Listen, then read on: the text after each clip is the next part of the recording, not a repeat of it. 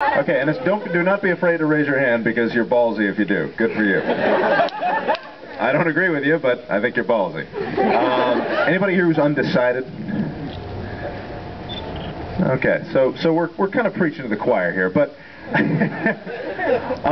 you know, it's great to be in a room outside with so many undergrads, because you guys are two things that the Republicans tend not to be, particularly recently, and that is young and smart. And I'm here to encourage you to stay that way. And it's interesting. In 1968, when that generation was 18, when they were around your age, they threw their fists in the air and they urged people not to trust anyone over 30. And what happened in 1980? Those same 18-year-olds turned 30 and turned around and elected Reagan president. And what this began was an era of an attempted almost dumbing down of America over the next 3 decades. Dan Quayle, during the following election, basically implied that anyone who had an education and the wisdom to question authority was part of the cultural elite. That suddenly it was a bad thing to be intelligent. Suddenly that made you someone to be disregarded. And then, of course, Bush came along in 2000, stole the election, squandered a $230 billion surplus, proclaimed himself a uniter, and then proceeded to divide us more than we have been since the Civil War. I read a comment in the press, this is shortly before the Biden-Palin debate, that stated, "Biden has to be careful not to appear too knowledgeable, lest he risk alienating voters." Now, when did it become a bad thing to be smart? Well, you know, just the other night, Sarah Palin referred to Joe Biden as, quote, one of those New England politicians, which is basically a thinly veiled suggestion that he is an intelligent and educated man and therefore worthy of our scorn.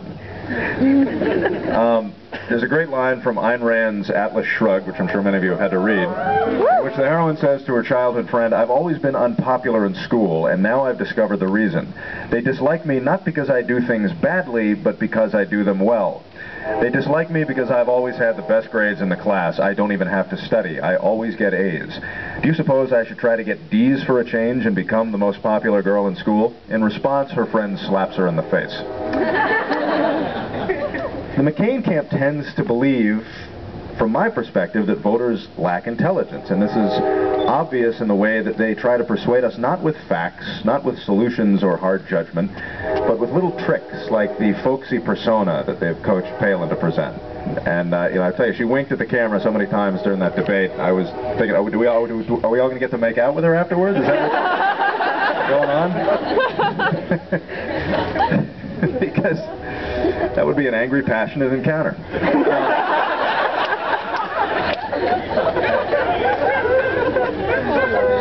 Now, for this faux folksyism, they trade in genuine, intelligent thinking. Now, I, like the majority of Americans, was very, very impressed with Barack Obama's performance at the presidential debate.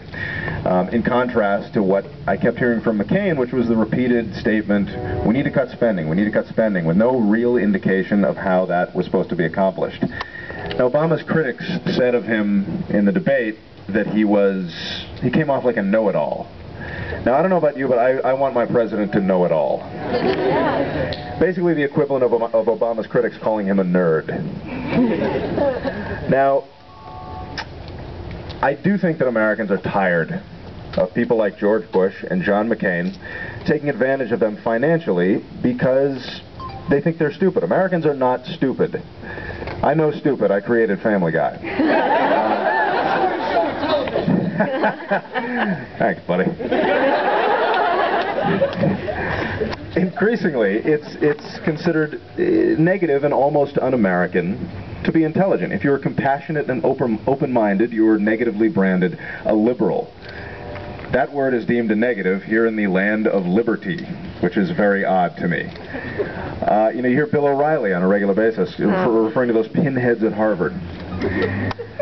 John McCain has his mind on other things, like making the rich richer. like making guys like me richer, which I don't need. Thank you very much. I don't need any more money. In the 1950s, his economic policies made sense.